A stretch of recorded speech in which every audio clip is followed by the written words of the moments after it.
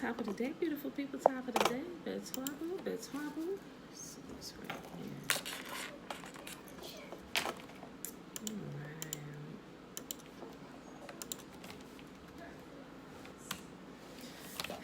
Tiffany, Sawubona, Sawubona. Y'all, it is so much easier just reading from my laptop. I'm not forsaking my hardback though.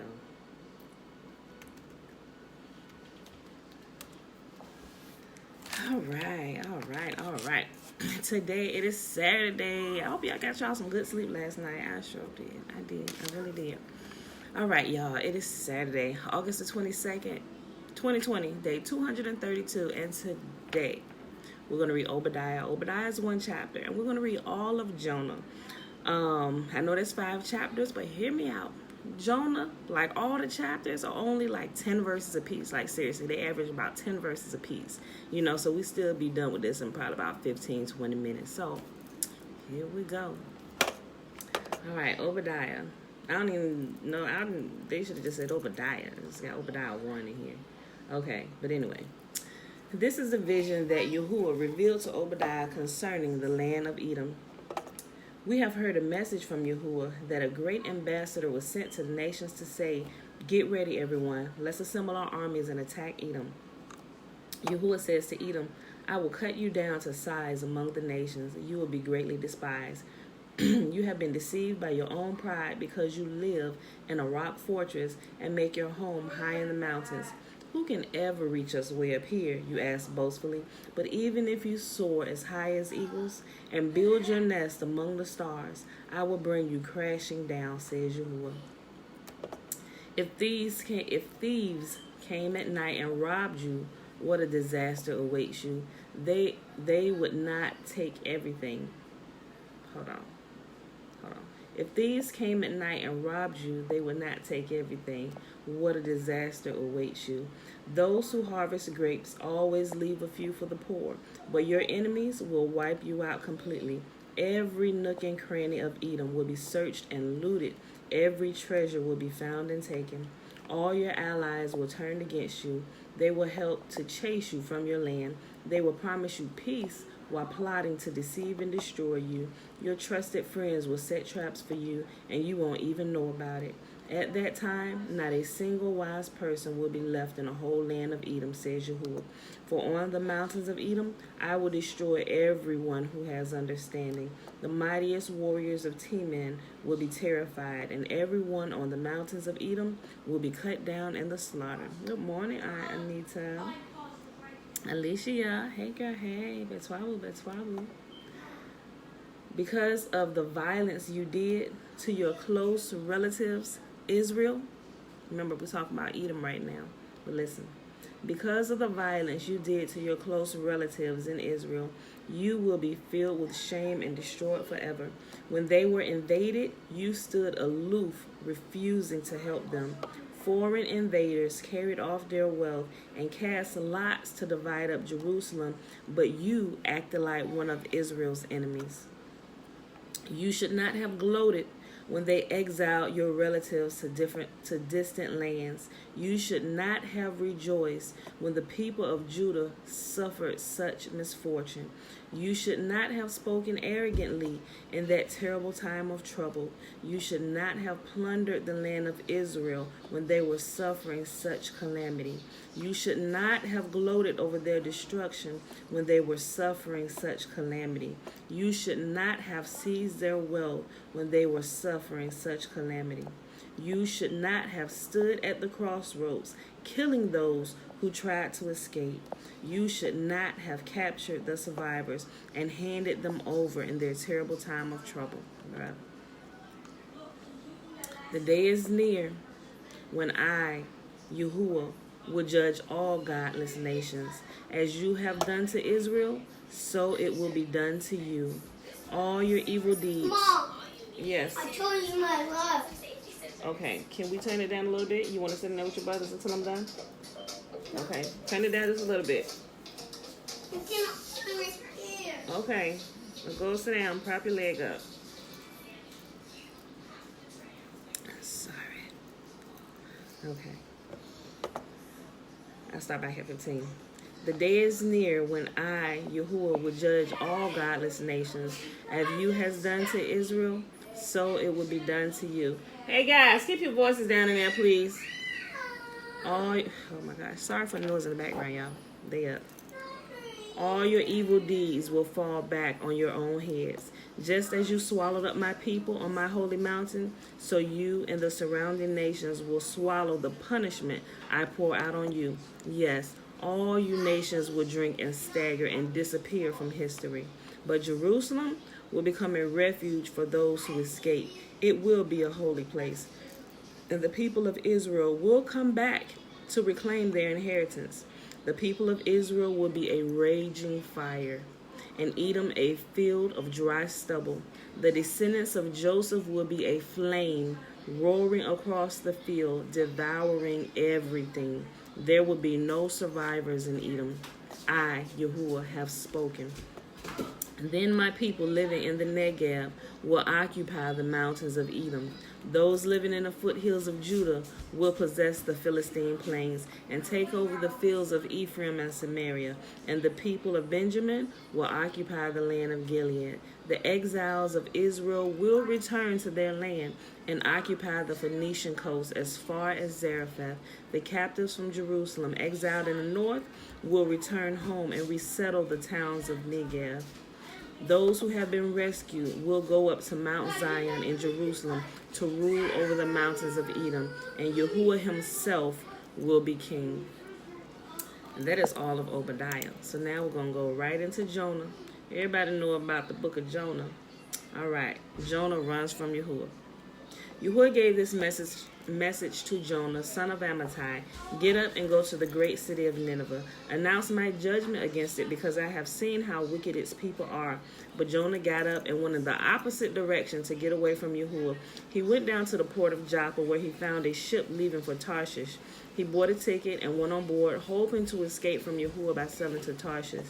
But Yahuwah hurled a powerful wind over the sea, causing a violent storm that threatened to break the ship apart.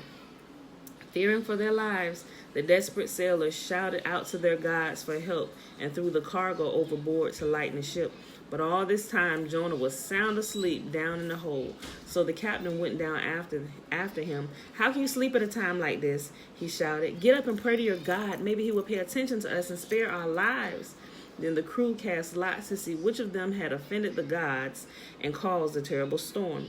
When they did this, the lots identified Jonah as the culprit. Ain't that something? That's something right there to make you think. When they were praying to their gods, they said, who has got us into this trouble? And lo and behold, it fell on the right lot. It fell to Jonah. You got to remember, Yahuwah rules in the kingdom of men. Keep that in mind with all things. When they did this, the lots identified Jonah as the culprit. Why has this awful storm come down on us? They demanded. Who are you? What is your line of work? What country are you from? What is your nationality? Jonah answered, I am a Hebrew, and I worship Yahuwah, the God of heaven, who made the sea and the land.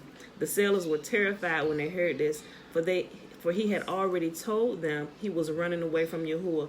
Oh, why did you do this? They groaned. And since the storm was getting worse all the time, they asked him, what should we do to stop this storm? Throw me into the sea, said Jonah. It will become calm again. I know that this terrible storm is all my fault. Instead, the sailors rowed even harder to get the ship to land, but the stormy sea was too violent for them, and they couldn't make it. And then they cried out to Yahuwah, Jonah's God. O Yahuwah, they pleaded, don't make us die for this man's sins, and don't hold us responsible for his death. O Yahuwah, you have sent this storm upon him for your own good reasons. Then the sailors picked up Jonah and threw him into the raging sea, and the storm stopped at once. The sailors were awestruck by Yahuwah's great power, and they offered him a sacrifice and vowed to serve him. I bet I would have been doing the same thing. Now Yahuwah had arranged for a great fish to swallow Jonah, and Jonah was inside the fish for 3 days and 3 nights. Jonah chapter 2. Then Jonah prayed to Yahuwah, his God, from inside the fish. He said, I cried out to Yahuwah in my great trouble, and he answered me. I called to you from the land of the dead, and you, Yah, you heard me. You threw me into the ocean depths, and I sank down into the heart of the sea. The mighty waters engulfed me. I was buried beneath your wild, stormy waves. Then I said, O Yahuwah, you have driven me from your presence, yet I will look once more toward your holy temple. I sank beneath the waves, and the waters closed over me. Seaweed wrapped itself around my head. I sank down to the very roots of the mountains. I was imprisoned in the earth, whose gates locked shut forever. But you, O Yahuwah, my God, snatched me from the jaws of death. As my life was slipping away, I remembered you, and my earnest prayer went to you in your holy temple. Those who worship false gods turn their backs on all of Yahuwah's mercies. But I will offer sacrifices to you with songs of praise, and I will fulfill all my vows, for my salvation comes from Yahuwah alone. Remember, this is Jonah in the Old Testament. My salvation comes from Yahuwah alone. Then Yahuwah ordered the fish to spit Jonah out onto the beach. Jonah chapter 3. Then Yahuwah spoke to Jonah a second time. Get up and go to the great city of Nineveh and deliver the message I have given you. This time Jonah obeyed Yahuwah's command and went to Nineveh, a city so large that it took 3 days to see it all. On the day Jonah entered the city, he shouted to the crowds, 40 days from now, Nineveh will be destroyed.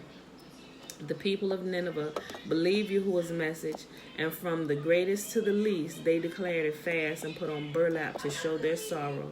When the king of Nineveh heard what Jonah was saying, he stepped down from his throne, took off his royal robes, and dressed himself in burlap and sat on a heap of ashes.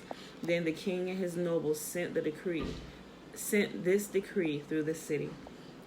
No one, not even animal, from your herds and flocks may eat or drink anything at all. People and animals alike must wear garments of mourning, and everyone must pray earnestly to Yahuwah. They must turn from their evil ways and stop all their violence. Who can tell? Perhaps yet even Yahuwah will change his mind and hold back his fierce anger from destroying us. When Yahuwah saw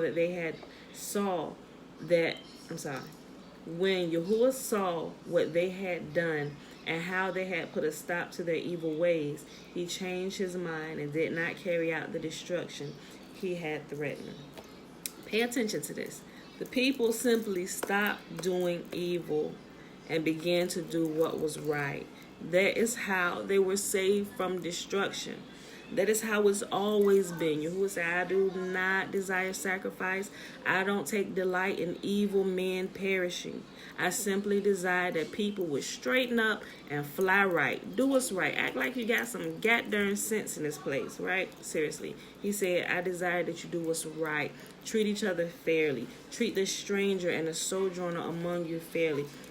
Have righteous decrees. Do righteous judgment. But somehow all this got misconstrued. Like we need to do all these super religious things. When Yahuwah said, I don't require any of that. Simply stop doing what's wrong and do what's right. And destruction will stop for you. It's always been that way, y'all. But okay, I digress. Last chapter for today, y'all. Jonah chapter 4. This change of plans greatly upset Jonah, and he became very angry. So he complained to Yahuwah about it. Didn't I say before I left home that you would do this, Yah? This is why I ran away to Tarshish. I knew that you are a merciful and compassionate God, slow to get angry and filled with unfailing love. Jonah knew this all the way back then, but somehow there's a teaching floating around about Yah that he was this unforgiving God, and something had to be done to wash away people's sins. No, they knew that he was compassionate. That's why it took so long for him to actually kick them up out of the land. He kept forgiving them over and over and giving them chance after chance after. Like y'all gave them more chances than sometimes we give our children before we snap off. I'm telling you, he is completely full of mercy and compassionate, and his love is unfailing. You know, Jonah knew that. before even the JC came on the scene, it was thought about before they invented him. Yeah, that's what I said. I'll start again. This change of plans greatly upset Jonah, and he became very angry. So he complained to Yahuwah about it. Didn't I say before I left home that you would do this, y'all? This is why I ran away to Tarshish. I knew that you were merciful and a compassionate God, slow to get angry and filled with unfailing love. You are eager to turn back from destroying people. Just kill me now, y'all. I'd rather be dead than alive if what I predicted would not happen. Like, Jonah was pissed because he wanted to see the people meet death. Like, kill them all. You know how we get sometimes. You know, we human. Kill them all. I'm sick of all of them. Kill everybody. I don't care. I'm going this way. Kill all of them. I don't care about y'all no more because y'all keep, you know what I'm saying? You know how we get sometimes. Yeah, that's how Jonah was acting. He was all in his feelings. Yes, just like a good father, Tiffany. Jonah was all in his feelings. He said, just kill me now, y'all. I'd rather be dead than alive if what I predicted would not happen. And what Jonah predicted, he wanted death for them, but he knew y'all wouldn't do it if the people repented and started, if they stopped doing what was wrong and did what was right. So Yahuwah said, is it right for you to be angry about this? Then Jonah went out to the east side of the city and made a shelter to sit under it as he waited to see what would happen to the city. And Yahuwah arranged for a leafy plant to grow there, and soon it spread its broad leaves over Jonah's head, shading him from the sun. This eased his discomfort, and Jonah was very grateful for the plant. But Yahuwah also arranged for a worm. The next morning at dawn, the worm ate through the stem of the plant so that it withered away. And as the sun grew hot, Yahuwah arranged for a scorching east wind to blow on Jonah. The sun beat down on his head until he grew faint, and he wished to die. Death is certainly better than living like this, he exclaimed. Then Yahuwah said to Jonah, is it right for you to be angry because the plant died? Yes, Jonah retorted, even angry enough to die. Then Yahuwah said, you feel sorry about the plant, though you did nothing to put it there. It came quickly and died quickly. But Nineveh has more than 120,000 people living in spiritual darkness, not to mention all of the animals. Shouldn't I feel sorry for such a great city? And that's how the book ends. And we are done. That is our reading for today. Like he said, you took no part in this city, neither did you give any of them life. You are focused on the wrong thing, Jonah. He said, shouldn't I feel sorry for such a great a city with all these people and the animals? They're living completely in darkness. And I don't know if y'all ever seen y'all seen VeggieTales. If y'all got kids, y'all probably seen VeggieTales. But this particular, when they was telling this story in Jonah was pissed. In the story, they had Nineveh. they had Nineveh as a fish slapping people. That's why Jonah didn't want to go there. He said they slap people with fish. Like they literally, them slapping people with fish was a representation of all the sins and stuff that they were doing. You know, so it was funny. If you haven't seen, you actually have to go watch that little snippet. I think it's probably about 15-20 minutes long. You can probably find it on YouTube too. But it's a funny way how they tell this particular story about Jonah. But it still gets the point across. It really does. But that was it, y'all. So that's our reading for today. We read Obadiah, which was only one chapter. And we read all of Jonah, which was 4 very short chapters. All of them averaging about 10 verses apiece. So that was Obadiah 1, Jonah 1, 2, 3, and 4. Right? So this is year 2 of reading through the books of the Law and the Prophets, day 595. But this year, in year 2, starting from day 1 of year 2, it is only day 232. So that was one of your favorite ones, Leisha. All right, y'all. So with that being said, let's do this today. Numbers, let's do the blessing. 6.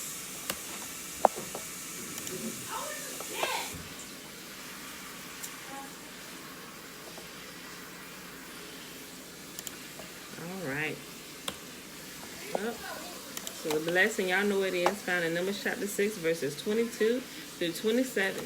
And Yahuwah spake unto Moses, saying, speak unto Aaron and unto his sons, saying, on this wise ye shall bless the children of Israel, saying unto them, May Yahuwah bless us and keep us. May Yahuwah make his face to shine upon us and be gracious unto us. May Yahuwah lift up his countenance upon us and give us his peace. And they shall put my name upon the children of Israel, and I will bless them. All right, beautiful people. I love you, and I'll see you bright and early, 7:30 Sunday morning.